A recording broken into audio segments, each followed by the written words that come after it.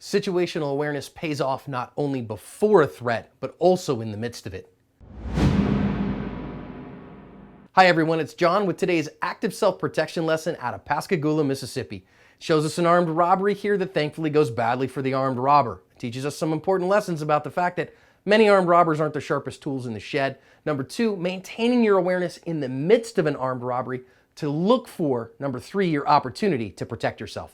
So this lady's just gonna walk into the store with a rag over her face there, and she actually has a rifle with her bag, and she's gonna put that rifle down on the counter. And we're gonna see the clerk here is gonna come over and just go, nah, I'm just gonna take that away from you. And he kind of, wrestles with her for it and just muscles it away from her and turns it around and points it at her. I don't know if that's a Red Ryder BB gun or what, but you can see him there from another angle. He's just gonna wrestle it away from her and point the rifle back at her, and then she decides, no, I'm not gonna do that. He stays right where he is and calls 911 from the phone.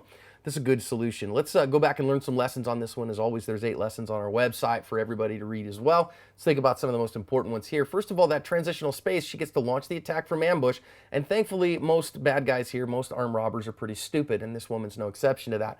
So this guy, you can see his body language. The clerk is like, hey man, whatever. And he doesn't seem to be very threatened by her, but he is taking an assessment of the situation. And you gotta know when your time to launch a counterattack is. And he's gonna start the 5Ds here and actually doing pretty well. We're gonna see him here, first of all, grab that barrel and push it aside. He's going to, first of all, deflect and get that barrel away from him. And now he's got to dominate, those 5Ds, deflect, dominate, distract, disarm, disable. So he's deflected. Now he's going to dominate and reach over and grab a hold of that. Now he's got 2 hands on it and she only has 1. Now the next is we talk about a distract and then disarm. And the reason is that otherwise you're just going to have a strength contest. Well, clearly this clerk has a significant strength advantage over the armed robber because she's trying to use the other hand to keep the, the rag over her face. So he's able to just muscle away from her, but you may not always have that, which is why we talk about the distraction. You can see him just muscle that away from her. So he is able to disarm.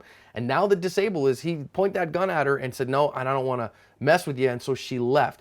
He took the appropriate follow-up action here and didn't follow a fleeing felon. Instead, he got on the phone with 911. So it worked out really well in this case because he was able to stay in the moment and you see what his strengths were. He was able to practice those 5Ds and cover his asp.